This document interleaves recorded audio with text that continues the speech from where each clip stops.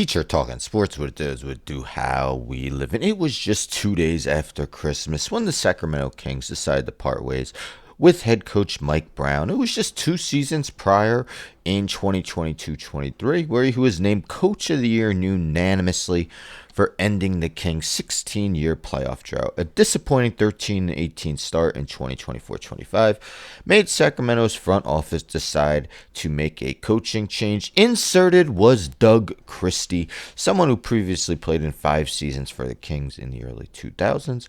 It was all good vibes at the start as the Kings played excellent basketball after he was promoted. Fast forward to today, though, and Christie and Sacramento are barely hanging on to a play-in tournament position. So we take a look. This is the Kings' schedule. Now, the Kings, so his first game was that Los Angeles Lakers game on December 28th. So the Kings did lose his Christie's head coaching debut against the Lakers that day, but they followed that up with 7 wins in a row and 10 wins in the 11 games following that defeat. You see, the only loss was to the Milwaukee Bucks over that time frame. The offense sparkled as they scored no less than 110 points in any of those 11 outings and at least 123 in 7 of them.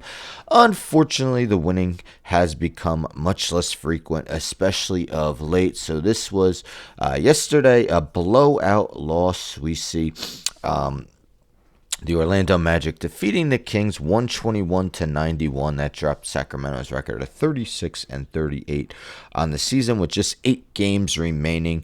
They did win the prior game, the Kings, against the Portland Trailblazers on Thursday, but they lost 4 in a row and 8 of 10 before that. We see the plus minus is not good for the starters, particularly Keegan Murray and Zach LaVine. Now, their 2 top players to start the season, De'Aaron Fox, has been traded, and Domantas Sabonis has often been out of the lineup of late.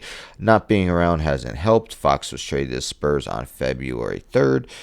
Sacramento is 12-14 since making that deal. Sabonis hasn't played in 9 of the Kings' last 15 contests. The team went 3-6 in those games he missed. We take a look at the standings. Now, there was actually a time when it looked like Sacramento could find a way to be a top 6 team in the West, thus avoiding the play-in tournament. Now it's unclear if they can even qualify for that. You see, at 36-38, they are 10th in the Western Conference, the last play-in tournament position. Dallas Mavericks, after their win against the Bulls last night, are a half game up on them with a 37-38 record. Phoenix Suns are 11th at 35-39, just a game back of the Kings. Now, the Kings do own the tiebreaker over the Mavericks due to a 3-0 season sweep over them. They also do currently hold a tiebreaker over the Suns, but that could change. While Sacramento has won 2 of 3 from Phoenix, they play each other in the regular season finale. If the Suns were to win that, they would take over the tiebreaker due to a better record in the Pacific Division. So, yes, the Kings and Suns, their opportunity to make the play-in tournament could come down to the final game of the season. I know maybe finishing as the 10th seed isn't all that exciting, but yeah, you never know. You can't do anything if you don't make it. So, a lot of eyes would be on that if that game was for a play-in tournament position. But yes, after a 10-2 start as a head coach, Christie's Kings are 13-18 since he has the position in an interim role. It's hard to imagine him receiving the gig full-time if they don't even make the play-in tournament. It's pertinent for the 54-year-old to have his team finish strong. The Kings next play on Monday against the Indiana Pacers. Which team do you think will be out of the play-in tournament? Of course, Dallas, Phoenix, Sacramento. 2 will get in.